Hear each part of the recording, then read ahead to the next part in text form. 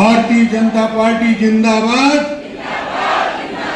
Bharatiya Janata party जिंदाबाद,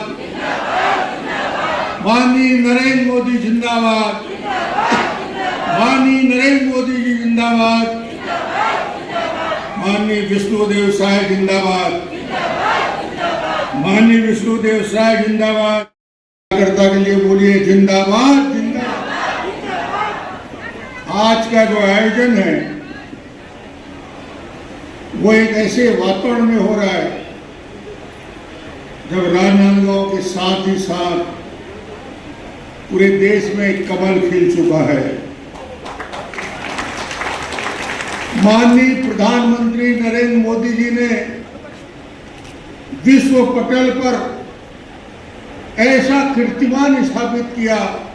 60 साल बाद पंडित जवाहरलाल नेहरू के बाद कोई दूसरा व्यक्ति है जो लगातार तीसरी बार प्रधानमंत्री बना, उसका नाम है माननीय नरेंद्र मोदी। मोदी जी के लिए तालियों के साथ स्वागत करेंगे। आज इस आयोजन में उपस्थित ऐसा मंच जिसमें राष्ट्रीय और प्रदेश स्तर के पदाधिकारी यहाँ आए हैं, मैं बहुत विनम्रता के साथ माननीय विष्णुदेव साय जी से, जिनकी व्यस्तता मुझे मालूम है, मैंने आग्रह किया कि राजनांदगांव में एक कार्यक्रम है जिसमें बूथ स्तर के कार्यकर्ताओं का सम्मान होना है। मैंने आग्रह किया कि आप अपना समय कुछ दीजिए। आश्चर्य करेंगे आप, ऐसा मुख्यमंत्री भाई नहीं देखा। फोन रखते ही उन्होंने कहा कब आना है और किस समय आना है, इतना ही बता दीजिए। तो एक बार मुख्यमंत्री जी के तालियों के साथ स्वागत करिए, जो सरल भी है, सहज भी है, विनम्र भी है और साए भी है। कीर्तिमान स्थापित किया इन्होंने।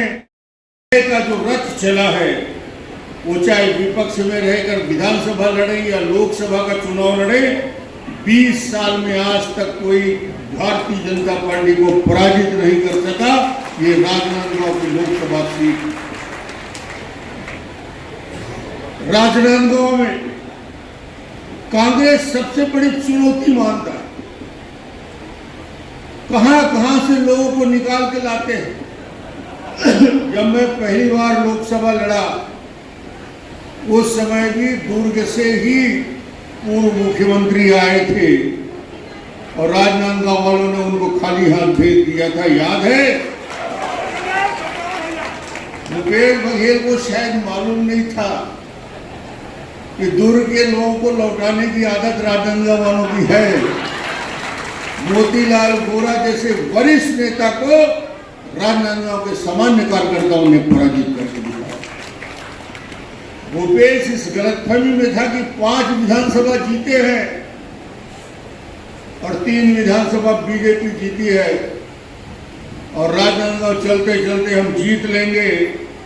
मगर मुझे लगता है राजनांदगांव में जो प्रयोग करने का प्रयास किया भूपेश बघेल ने, राजनांदगांव के भांचा बनकर गिरीश देवांगन को विधानसभा में प्रत्याशी बनाया भूपेश बघेल।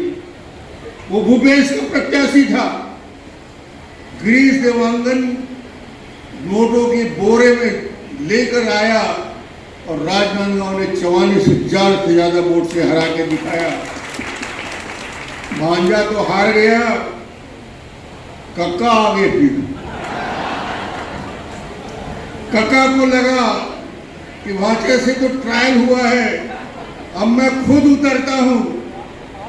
कक्का को नहीं मालूम कि राजनांदगांव का बूथ का कार्यकर्ता इंतजार कर रहा है भूपेश बघेल का बदला निकालने का। इससे बेहतर अवसर राजनांदगांव लोकसभा का नहीं मिल सकता था। राजनांदगांव ने कोई कसर नहीं छोड़ा। मैं आप सबका अभिनंदन करता हूं। 44,000 से ज्यादा वोट से जो ऐतिहासिक विजय हासिल हुआ, मुझे लगता है संतोष जी ने जो विजय हासिल की उसकी गूंज छत्तीसगढ़ ही नहीं, देश में और दुनिया के अंदर इसकी चर्चा हुई। और मुझे लगता है कि ये ऐतिहासिक चुनाव और इस ऐतिहासिक चुनाव में कुछ आंकड़े मैं देख रहा था कि राजनांदगांव का लीड क्या था। मैं उन कार्यकर्ताओं का सम्मान करूंगा, भी हम सब मिलकर करेंगे, मगर एक आंकड़ा दक्षिण मंडल, उत्तर मंडल और ग्रामीण मंडल, 3 हमारे मंडल हैं। 100 बूथ दक्षिण मंडल में 63 और उत्तर मंडल में 60। दक्षिण मंडल से 24,000 की लीड हुई है, उत्तर मंडल से 16,850 और ग्रामीण मंडल से 16,721 वोट की ये ऐतिहासिक लीड किया है।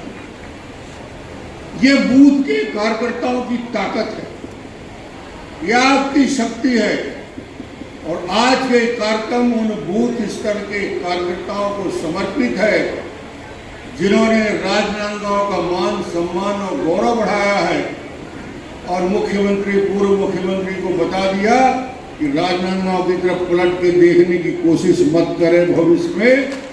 ये राजनांदगांव की जनता है, स्वाभिमानी जनता है, पैसों से नहीं खरीदा जा सकता। और आज का ये चुनाव जो ऐतिहासिक चुनाव हुआ, और उस ऐतिहासिक चुनाव में आप सबने जो भूमिका निभाई, आज मुझे ज़्यादा कुछ कहने की जरूरत नहीं है। मैं तो सभी कार्यकर्ताओं को सिर्फ और सिर्फ धन्यवाद देने आया हूँ कि आपने एक नया इतिहास रचा। और ये राजनांदगांव की जनता को मैं बार बार याद दिलाते हुए धन्यवाद देता हूँ कि राजनांदगांव की जनता ने आज यहाँ पे डॉक्टर रमन खड़ा है, यदि 3 बार मुख्यमंत्री बना, केंद्र में मंत्री बना, आज यदि स्पीकर की हैसियत से हूँ, तो मेरी यदि पहचान और वसूद यदि है तो राजनांदगांव के मतदाता और कार्यकर्ताओं को। विधानसभा में हारे हुए एक प्रत्याशी को राजनांदगांव की जनता ने पुनर्जन्म दिया और लोकसभा में मोतीलाल वोरा के खिलाफ जिताने का साहस आपने किया था। ये राजनीतिक दृष्टि से इससे बड़ा कदम, मेरे जीवन का टर्निंग पॉइंट मैं कहता हूँ।